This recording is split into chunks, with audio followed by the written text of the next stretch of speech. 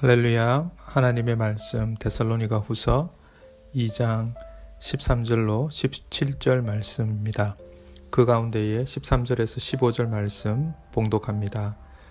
주께서 사랑하시는 형제들아, 우리가 항상 너희에 관하여 마땅히 하나님께 감사할 것은 하나님이 처음부터 너희를 택하사 성령의 거룩하게 하심과 진리를 믿음으로 구원을 받게 하심이니, 이를 위하여 우리의 복음으로 너희를 부르사 우리 주 예수 그리스도의 영광을 얻게 하려 하심이니라. 그러므로 형제들아, 굳건하게 서서 말로나 우리의 편지로 가르침을 받은 전통을 지키라. 아멘. 오늘 본문의 말씀으로 하나님의 사랑이라는 제목으로 말씀을 상고합니다. 에픽테토스라는 사람, 철학자인데 이런 말을 했습니다. 인간은 일어난 사건 때문이 아니라 그 사건을 바라보는 자신의 시각 때문에 괴로운 것이다 라는 말을 했습니다. 객관적으로 볼 때에 감사할 조건이 참 많이 있는 사람이 있는가 하면 감사할 조건이 없는 사람도 있습니다. 감사할 조건이 많으면서도 또 전혀 감사하지 않는 사람이 있는가 하면 감사할 조건이 없는데도 조건을 찾아서 감사하는 사람도 있습니다. 사도 바울을 예를 들 수 있습니다. 그는 어쩌면 객관적인 그런 세상의 시각으로 보면 빈털터리와 같은 인생이었습니다. 율법 교사, 이 가말리엘 문화생으로서 좋은 출세의 길을 포기했습니다. 율법 교사가 될 수 있는 길도 결혼도 포기했고 성공도 다 포기했습니다. 심지어 건강도 좋지 않았습니다. 생활도 여의치 못했습니다. 그런 그가 입을 열 때마다 강조한 것은 감사였습니다. 감사란 찾으면 얼마든지 찾을 수 있다라는 것입니다. 원망이나 불평도 또한 찾으면 얼마든지 찾아낼 수 있습니다. 마치 이 손바닥과 같이 감사와 불평, 그것은 손바닥의 양면과 같은 것입니다. 이스라엘 민족, 하나님의 많은 사랑과 은혜를 받은 민족 아닙니까? 그렇게 광야 가운데에서 날마다 하나님의 은혜를 체험하고도 그들은 감사할 줄 모르고 원망하다가 광야에서 다 죽고 말았습니다. 왜 이런 결과가 나오겠습니까? 저는 이것이 나를 붙잡으시는 그 하나님의 사랑을 보느냐 못 보느냐에 있다라고 생각합니다. 오늘 바울은 데살로니가 교회, 이 어려운 환경 가운데 있는 이 데살로니가 교회를 보면서도 그 교회 가운데 일하시는 하나님의 붙잡으심을 보았습니다.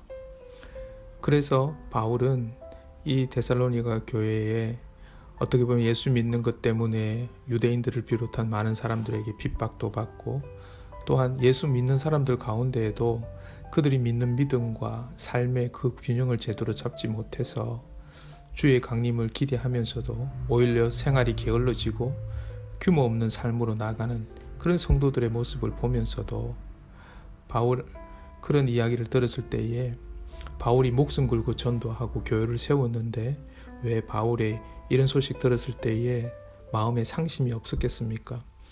그런데도 바울은 오히려 감사하고 있습니다.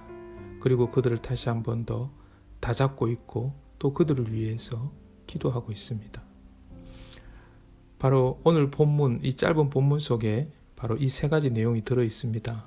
바울이 데살로니가 교회에 대한 감사, 또 교인들을 향한 권면, 또 그들을 향한 기도가 담겨져 있습니다.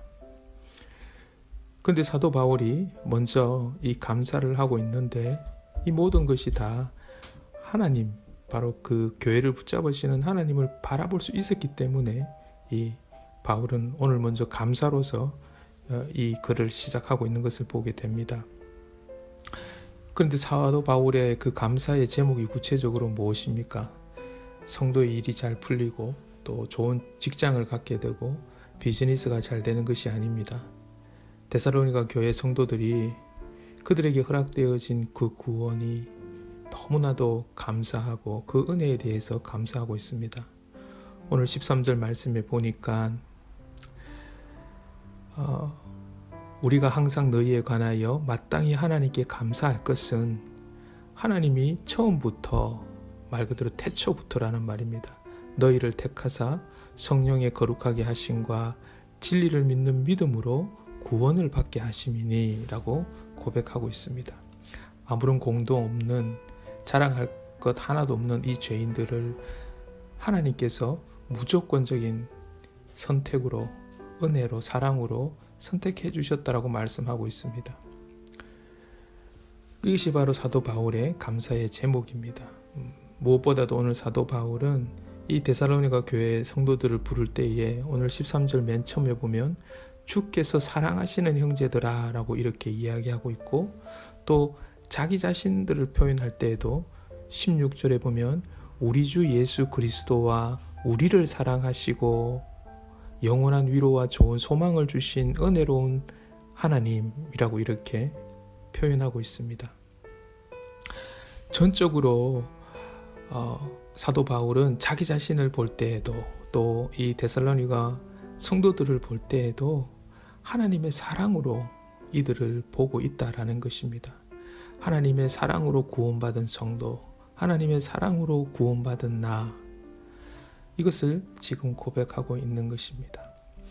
우리가 나 자신과 주변 사람들을 이 보는 관점이 이와 같이 하나님의 사랑에 붙잡힌 사람이다, 하나님의 사랑을 받는 사람이다 라는 관점으로 볼 때에 어찌 우리가 그들을 향하여서 또 나 자신을 향하여서 감사하지 않을 수 있겠습니까? 아무리 큰 어려움이 있고 때론 실망스러운 모습이 있더라도 감사할 수밖에 없을 것입니다. 또한 사도 바울은 이어서 이 데살로니가 성도들 이 감사에 대한 생각들을 하면서 그들을 향하여서 권면을 이어나갑니다. 그 권면은 15절입니다. 그러므로 형제들아 굳건하게 서서 말로나 우리의 편지로 가르침을 받은 전통을 지키라 라고 말합니다. 권면의 내용은 가르침을 받은 전통을 지키라 라는 것입니다. 여기서 전통이라고 번역된 단어는 파라도시스라는 단어입니다. 우리가 이걸 때로는 유전이라고 말하기도 합니다. 마태복음 15장에서 예수님의 제자들이 손을 씻지 않고 떡을 먹을 때에 바리새인들과 서기관들이 당신의 제자들이 어찌하여 장로들의 전통을 범하니이까 손을 안 씻었다라는 거죠. 라고 말할 때에 바로 이 전통이 이겁니다. 그런데 이때 예수님께서 너희는 어찌하여 너희의 전통으로 하나님의 계명을 범하느냐라고 이렇게 응대하셨습니다. 이 말씀에서는 이 전통이라는 것이 좀 부정적으로 쓰인 것이죠. 근데 지금 사도 바울이 편지로 혹은 말로서 가르쳐준 그 전통을 지켜라 라고 이렇게 말하고 있습니다. 근데 이 전통이라는 것이 무엇인가? 예수님 당시에나 또 사도 바울 때나를 한번 우리가 상상해 보면 이들에게는 성경이라는 것, 하나님의 말씀이라는 것은 구약 성경밖에 없었죠. 율법입니다. 근데 이 율법을 이제 기록되어진 율법이 말고 그들에게 말로서 이 말씀은 이런 뜻이야.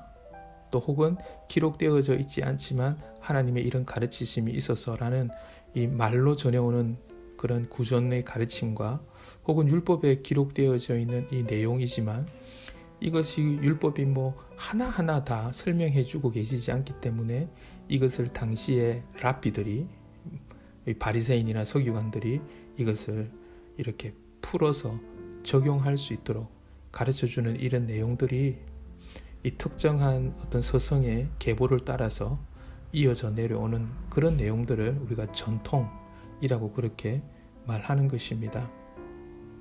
예를 들어서 지금 바리새인들이 왜 손을 안 씻습니까? 라고 말했는데 이 손 씻는 것도 마찬가지죠. 사실은 이 성경에 구약 성경에 밥 먹기 전에 손 씻거라 이렇게 딱 명시되어져 있는 구절은 없죠. 근데 이 정결의식에 관한 그 말씀 그것을 토대로 이렇게 이것을 풀어서 구전으로 혹은 적용점으로 이렇게 가르쳤던 내용입니다. 그러니까 이것이 하나의 전통이 되었던 것이죠. 그런데 지금 사도 바울이 이 데살로니가 교회 성도들에게 가르치는 전통이 무엇이었겠습니까? 당시에 신약 성경이 없었습니다. 지금 사도 바울의 가르침은 말 그대로 또 편지는 구약 성경을 바탕으로 한 말로 혹은 자기가 적은 편지로 이 구약 성경의 이 내용은 바로 이런 내용이었다. 그런데 사도 바울이 이야기하는 게 뭡니까? 구약 성경에 예언되어진 모든 예언의 메시지, 그 메시아는 바로 예수 그리스도 이분이시다를 어디 기록되어져 있는 것을 가르친 게 아니라 성경에 대해서 성경을 들고 가르친 게 아니라 신약 성경을 들고 가르친 것이 아니라 바로 이 구약 성경의 이 내용이 바로 이 예수님이다라는 것을 말로서 가르치고 또 편지로서 가르친 거죠. 물론 그 편지가 오늘날에는 신약 성경이 되었지만 이 당시에는 사도 바울이 전통이라고 이렇게 표현한 것이 정확한 표현이었다라는 것이죠. 그래서 결국은 지금 사도 바울이 이들에게 이렇게 이 예수 그리스도 이분을 믿고 의지하고 구원받는다 이 내용을 이 전통으로 이 가르침을 준 거죠. 우리가 이제 한번 생각을 해보면 이런 것도 가능하죠. 오늘날 유대인들은 지금까지도 우리의 토요일이라고 생각되어지는 안식일을 율법에 따라서 지키고 있습니다. 하지만 우리는 주일을 지키고 있죠. 우리가 성경 어디에 주일을 주일로 섬겨라라고 말하고 있지 않습니다. 이것은 전통이라고 볼 수 있습니다. 왜 이런 전통이 생겼습니까? 바로 예수님의 십자가 죽음과 그 부활이 우리로 하여금 하나님을 예배할 수 있는 이유이기 때문입니다. 우리가 예배할 수 있는 길이 열렸기 때문입니다.